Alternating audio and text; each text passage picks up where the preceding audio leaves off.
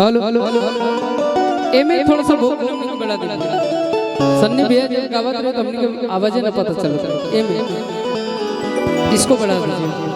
Hello hello hello इसमें और उठाइए। हेलो हेलो हेलो हेलो एमे ना ब्लॉक लगाई।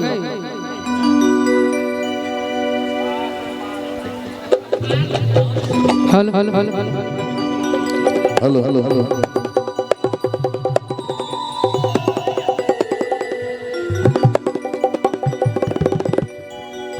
रामनवमी के शुभ अवसर पे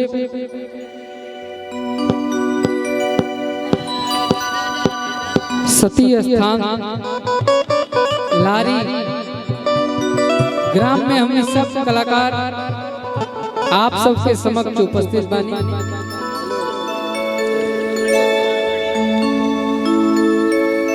ये मंच के गरिमा बहुत बड़ा ये मंच पे कोनो भी कलाकार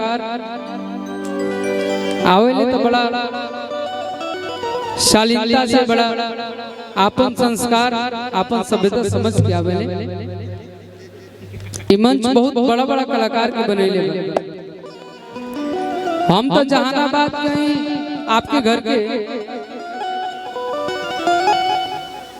तो घर के लड़का घर का बेटा असो का कहला घर का मुर्गी दाल बराबर। नवरात्रा बता मुर्गी ना है दालें हैं। जब भी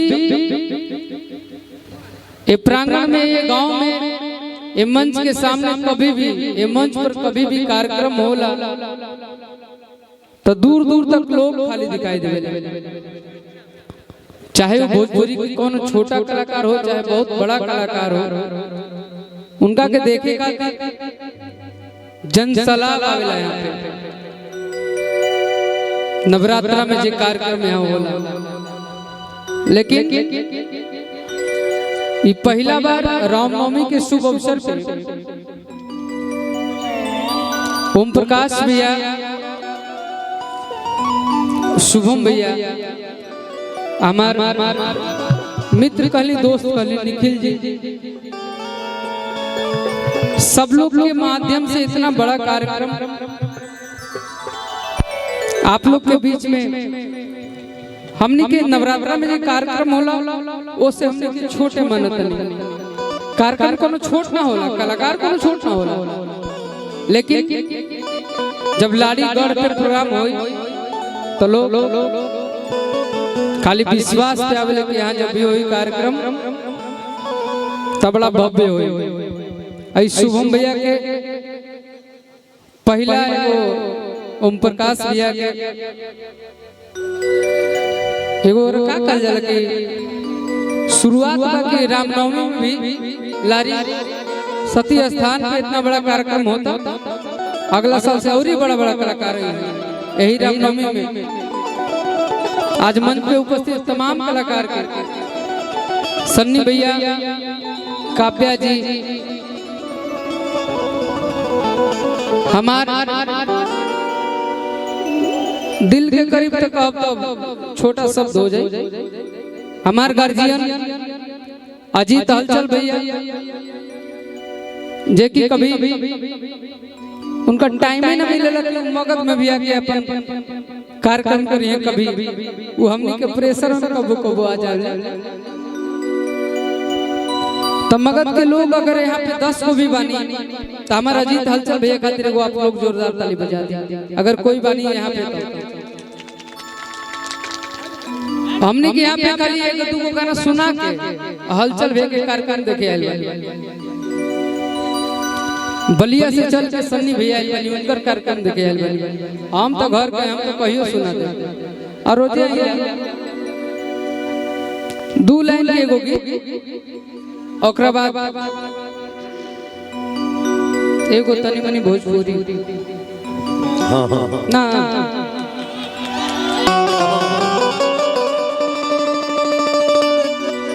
ओकरा बाद अगर टाइम मिली तय तनी मनी मगही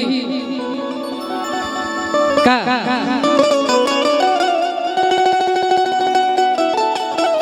आज हमने मगध से हो के भी इतना सौभाग्यशाली बने। हम तो हलचल भैया के सानिध्य में रह के मगही से बिलोंग करके भी आज भोजपुरी बोलत नहीं चाहे गावत नहीं। वो मेरे बस भैया हैं जो हमको सिखाते हैं सही गलत। और आप लोग के आशीर्वाद से आपके घर के हैं।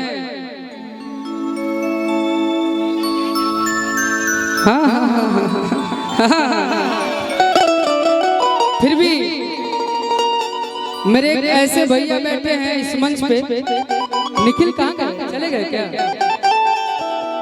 निखिल जी के बहन के शादी में आए थे, उस दिन हम उस भैया से मिले थे। मेरे सतपाल भैया MMB रिकॉर्ड के मालिक हैं। हम लोग उनको प्यार से प्रोड्यूसर बोलते हैं, लेकिन साथ में रहते हैं दोनों हाफ पैंट पर। एक गाना आप सुने होंगे कि कच कच मारा तरुआ कुपियर फराक बार। उस कंपनी के जो ऑनर है, जहां हम पहला बार इस मंच पर मिले थे, आज हम लोग आज भी साथ में ही हैं।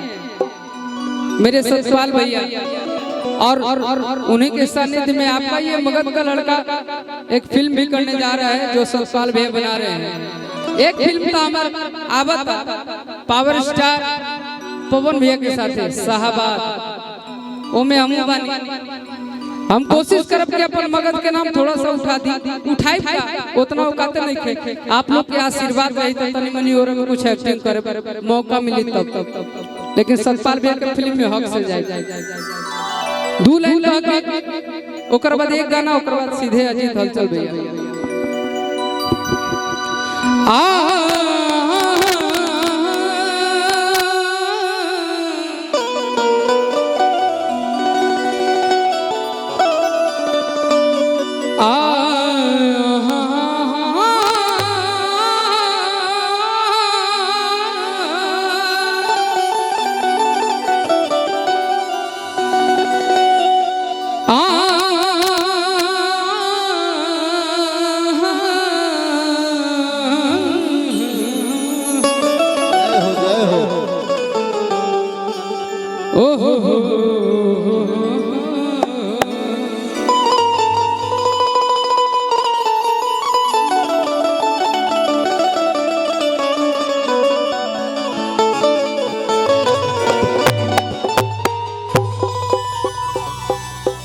मेरे भैया एक गाना गाए थे कि नट खट नंद किशोर के कि गोड़ लागत बानी।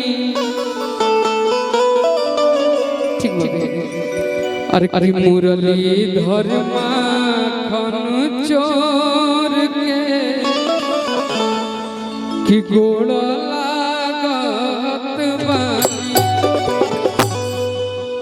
यही पे नवरात्रि का नवरात्रि हमें को गाना बोले रहे कि अम्बे जगदम्बे कि महारानी के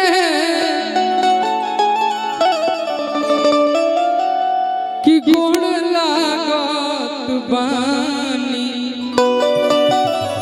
आपके जो बगल में बैठा है वो बहुत बड़ा कलाकार है, उसको एक माइक दीजिए। हाँ दे दे। अरे कितना मुरली धर्मा खाना चोर के कि गोड़ लागत बानी। जब नवरात्रि में हम गए उनके देख के सीखनी हम ऊपर लिख देंगे हमर संदिल भैया कि अम्बे जगदम्बे कि महारानी के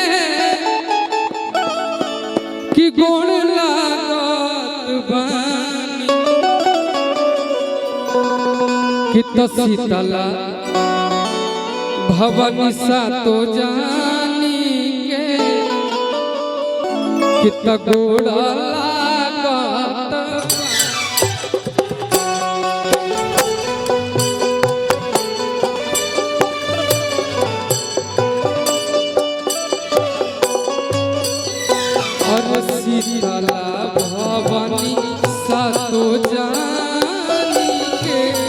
गोड़ा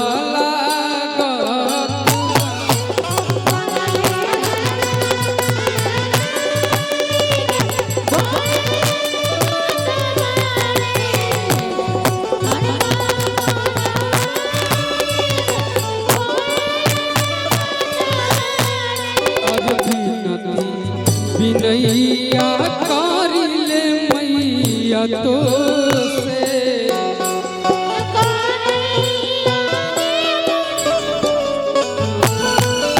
रखिया भरम पानी तोहरे भरोसे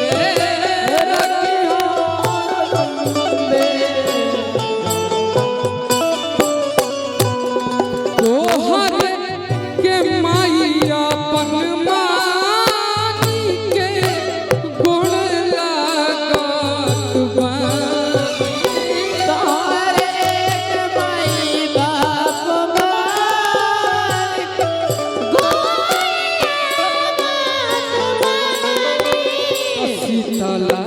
भवानी सा तो जानी के गोड़ा लागता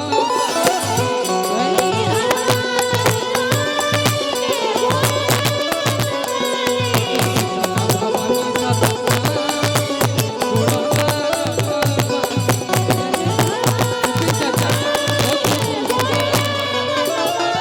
अम्बे जगत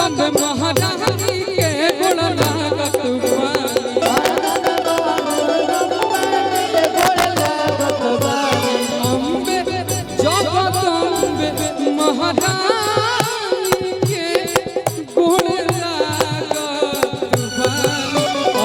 शीतला भवानी सा तो जानी के गोड़ा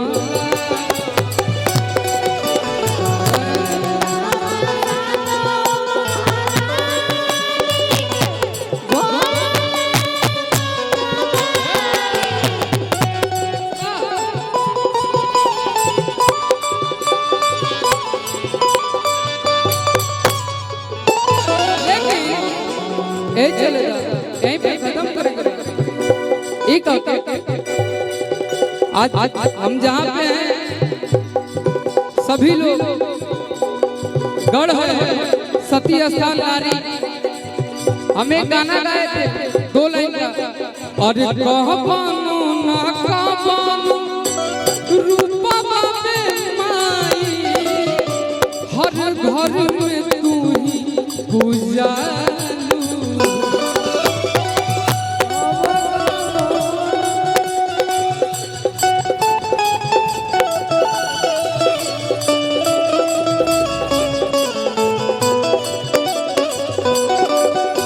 पटना में पटन देवी आरायण देवी लारी में सती माई कहा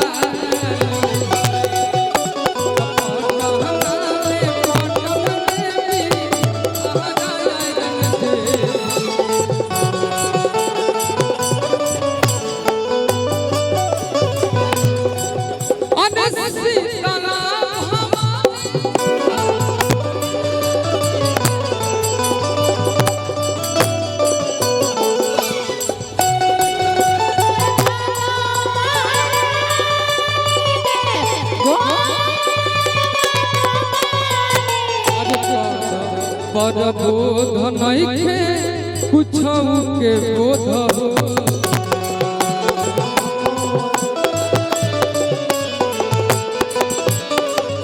सोनू संग दिल बाड़े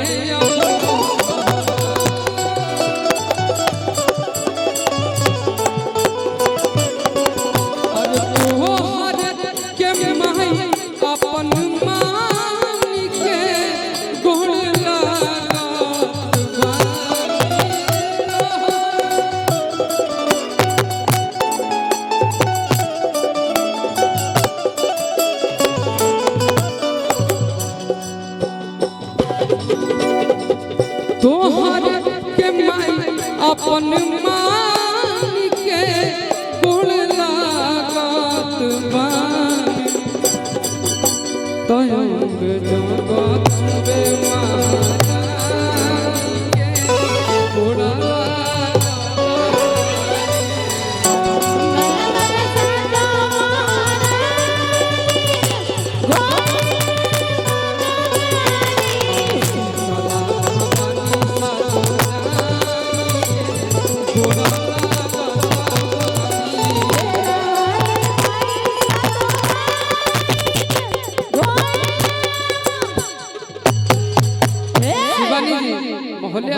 अधूरा हो जाता, प्लीज आ जाइए।